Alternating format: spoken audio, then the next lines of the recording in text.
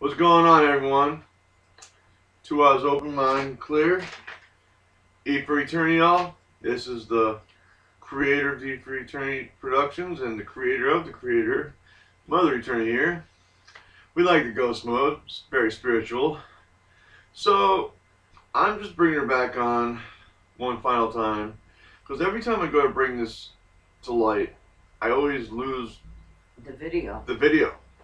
The video, I just don't, it just doesn't stay in my possession. Weird stuff just takes over, and principalities and powers just seem to take place, and my mother's side of the story of the whole thing never seems to last. So, just to make it easier, just to make this not such a long process, I brought my mother on the program just so I can ask a couple of questions. And so I'm going to go back to 2013, roughly around the third hospital stage, just getting directly to the point. Because the only things that stands out with me is the different types of documentation. It was the ones I sent to Alex Jones after the third and fourth, and then finally the court date, where at last I finally got a victory of some kind. I didn't go to jail. And then there's the documentation from that, in which I sent to Alex Jones. And then there's finally, I end up going through the order protection from the doctor.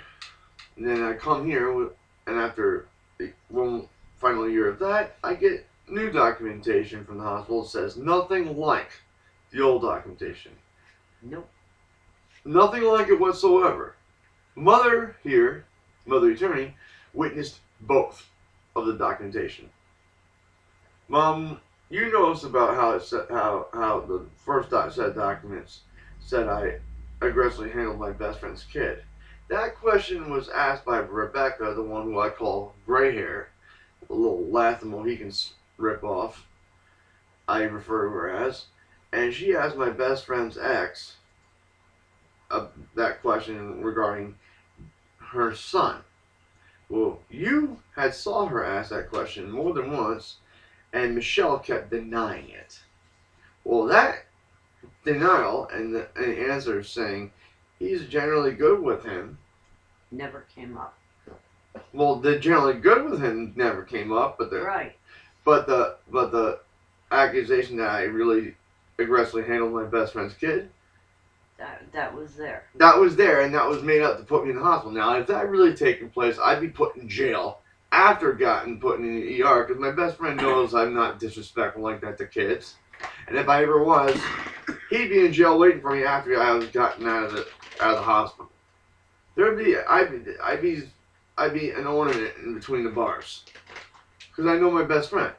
Because he knows how much I love kids, and he knows for a fact I'd never do that to my worst enemy's kids. He knows that if I were to be anything in life, if I were to be anything evil at all, I'd be like Scarface. I'd be a moral bad guy. If I had an issue with the target, I would not go after the family. That's pussy shit. Scarface thought like that, didn't he? Don't remember the scene when he was following the guy in the car, and one guy had the device for the bomb, he shot him in the head neck when he was driving on the passenger side? Remember that scene? Yeah. You were the one that explained that to me when I was a little kid, and I saw him. I'm like, why did he kill his own guy, Mom? You and Ed told me, and you told me that Scarface was a very weird kind of character. He was a moral bad guy. I'm like, what's a moral bad guy? Smart question for a little kid, because I knew there was something wrong with that. That's when I learned what an oxymoron was. But hey, learned it wasn't a 13-year-old geek with a lot of zits. But never, oh, it could be. Anyway. But nevertheless, you saw Rebecca approach Michelle with that. Yes. And as soon as I got out of the hospital before Christmas, we got the documentation.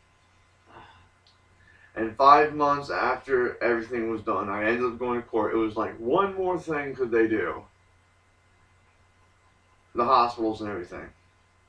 And then I get over that, and I mail the documents out to Jones, hoping that there's some way I could pay the ways Because I don't know he's a shill then. I don't know he's CIA then. I don't know nothing about the Illuminati trading card game or anything like that back then. Only to find out, yep, that's what he was the whole time. I followed the wrong person. He wasn't a Paul Revere. And now tell them about the first part from your word of the documents and the second part of the documents from your word. Your go. Well, the first documents looked like doctor's notes. They were handwritten, most of them, and they were full of bullshit. A lot of what was reported by me and by Michelle to Mobile Mental Health wasn't what we said at all. And the second set, after numerous complaints by Ian about those documents, about what was it, a year or so later, we got the second set of documents, and they were amended without my permission. well, thank God they were amended, because they were full of shit the first time. They're still on A file. lot of their claims weren't present in the second set of documents. It was all medical information, you know. I can tell you right now, they probably put that second set up just for me as a backup. I bet they still have the same claims for the first one. They'll use at any time. I don't know, but all I know is that it was just really a disgusting mess. They claimed that I didn't want you back at one point. Every point. All four of them. But the thing was, I kept telling them I wanted you back well, and they just screwed up left and right. They just messed you up so bad. Of course, they obviously saw I was just simply manic, and that's all I was.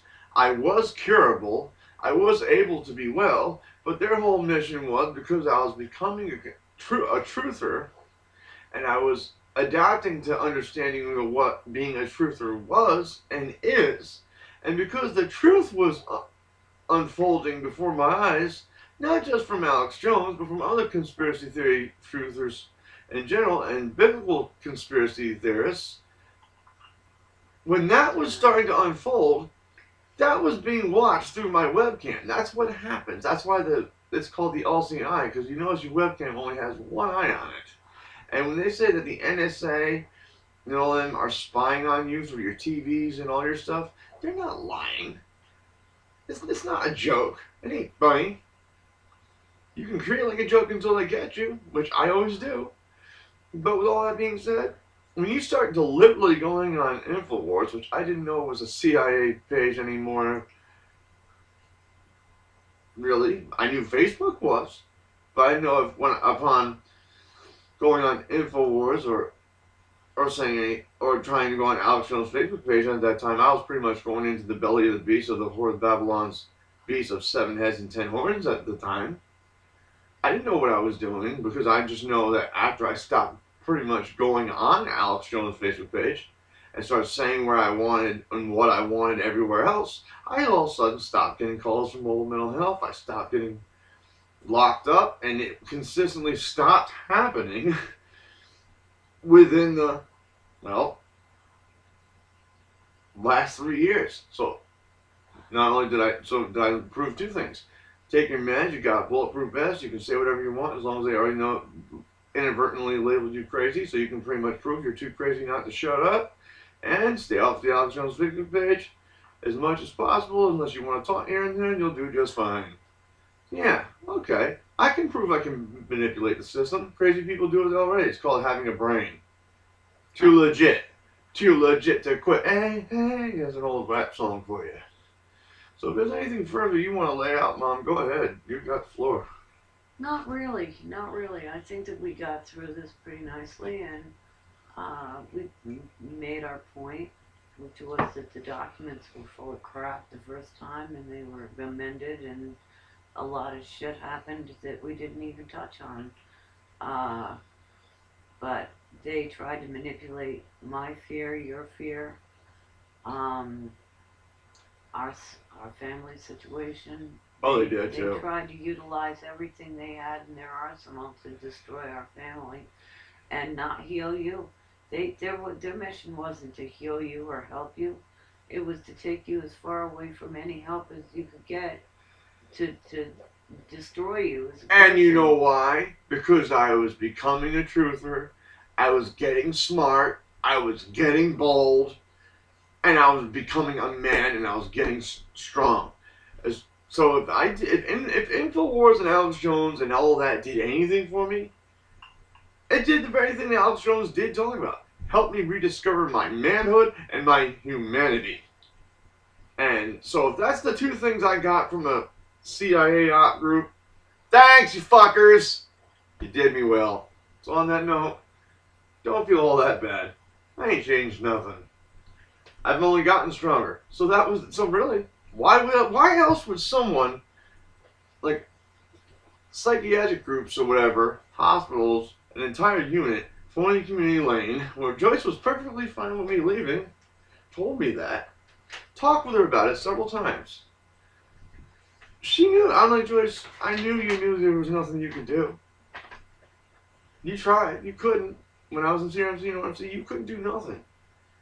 And I know you can't just waste your whole life on me. One case. Even though you want to. So I think you're right, and I wish I could have done more. And I almost had her crying one time. Wow. But you know what? At least she knew I was human. More human. And less mental enough to understand she has a job to do. And I believe she fundamentally cares. Oh, she does.